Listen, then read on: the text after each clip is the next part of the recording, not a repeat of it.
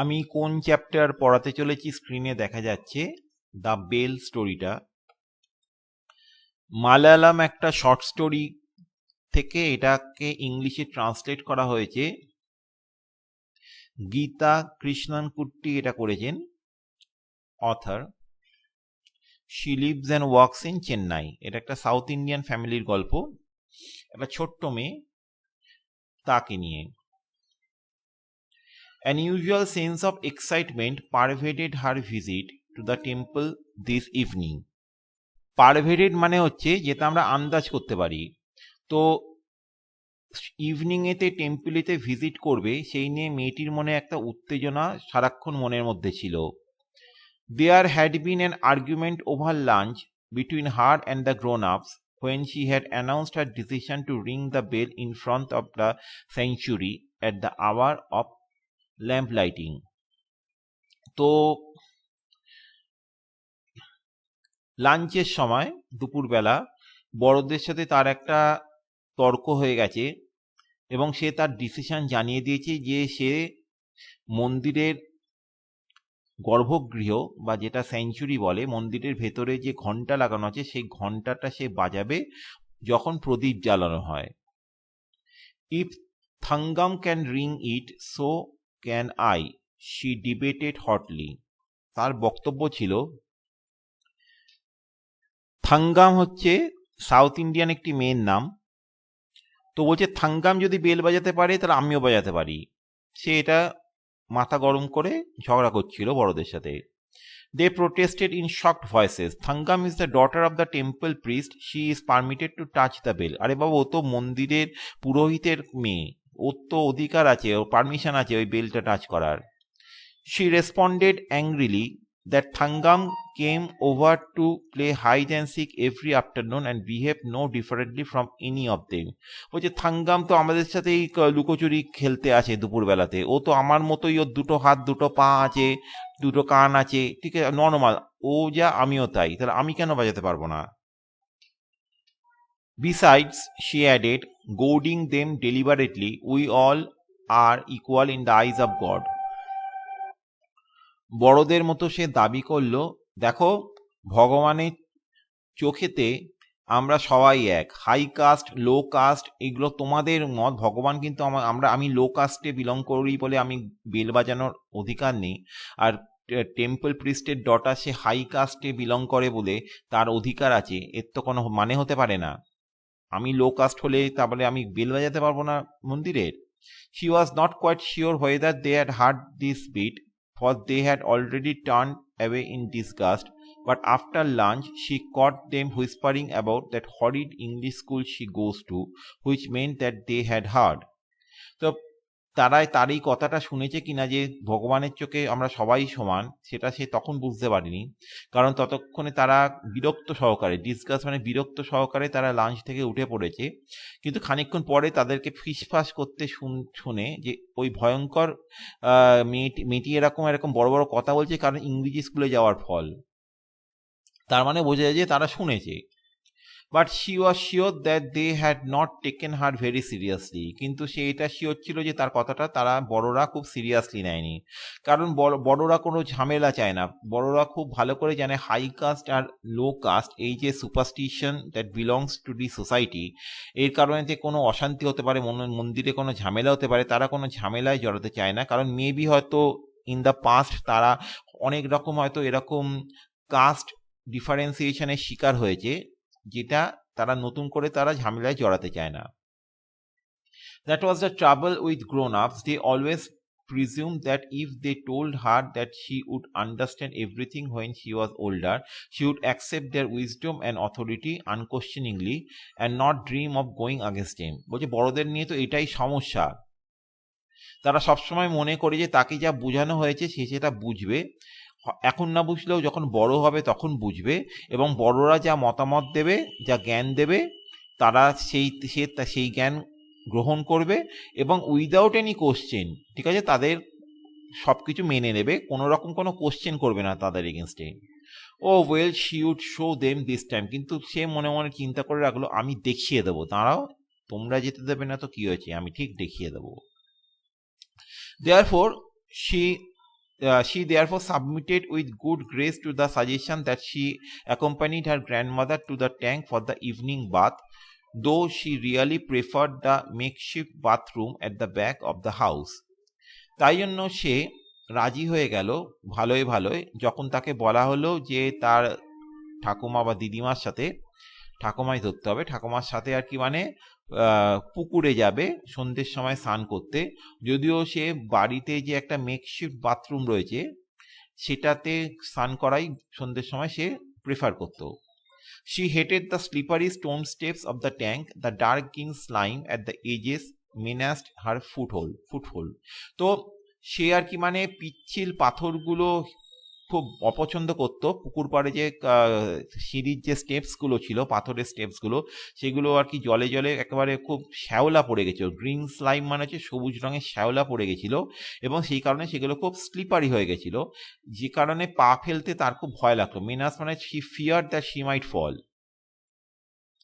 The water had a sullen, dangerous look and always felt bitterly cold. আর জলও আর কি মানে দেখে তার খুব ভয় লাগতো, অত গভীর পুকুর এবং কনকনে ঠান্ডা জল ছিল।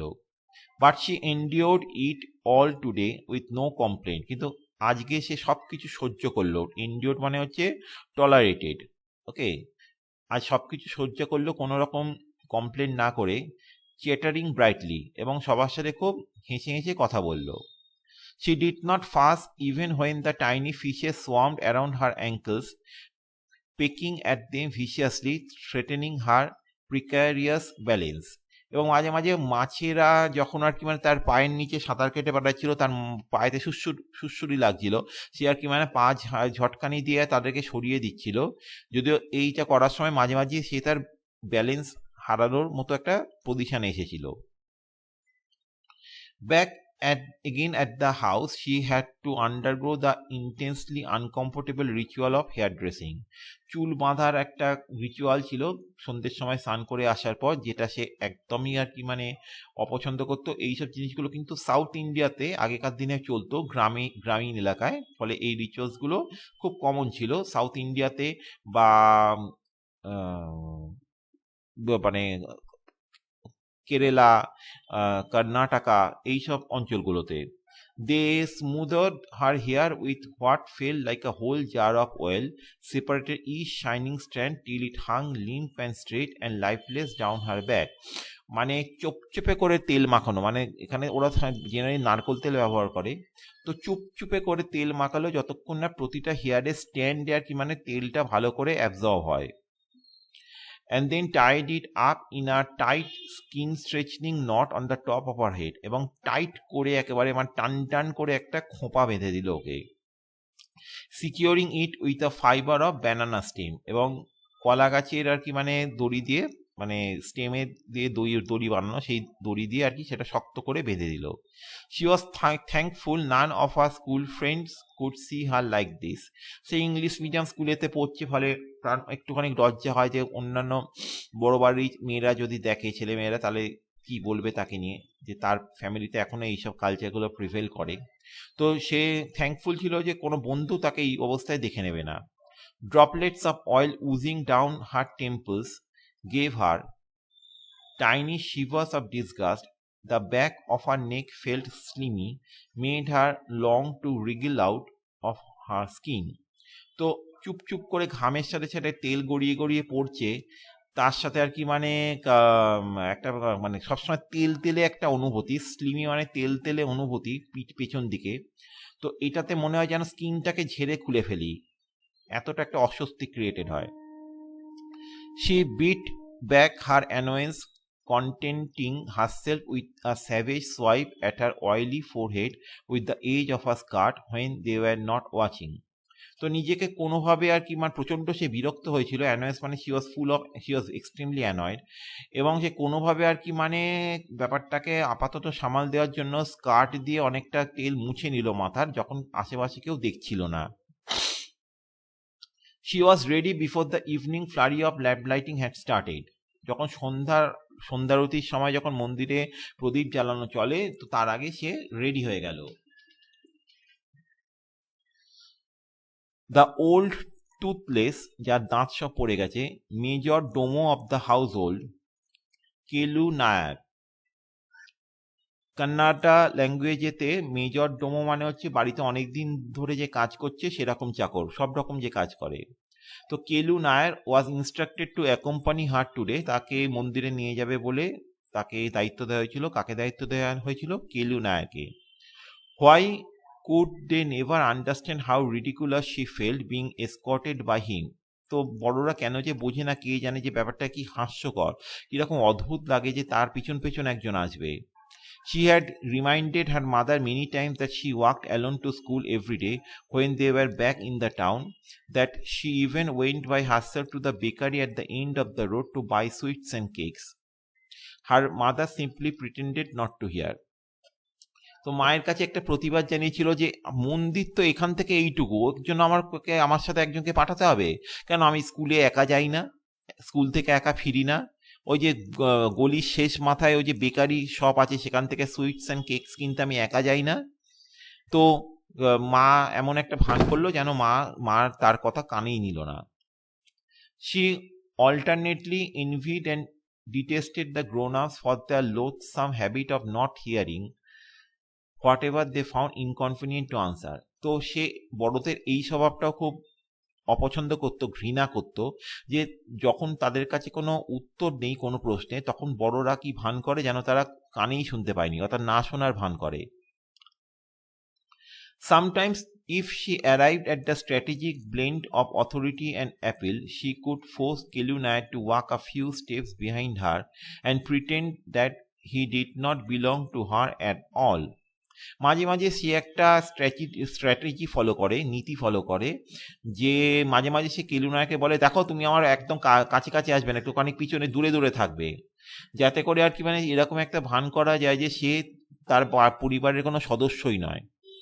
But this was something she rarely achieve. কিন্তু কেলু নায়ার তো খুব সারাক্ষণ এটা প্রায় শুনতোই না, সারাক্ষণ তার পিছন পিছন থাকতো। Today he struck obstinately to her side, imparting bits and pieces of information and advice that she tried to ignore.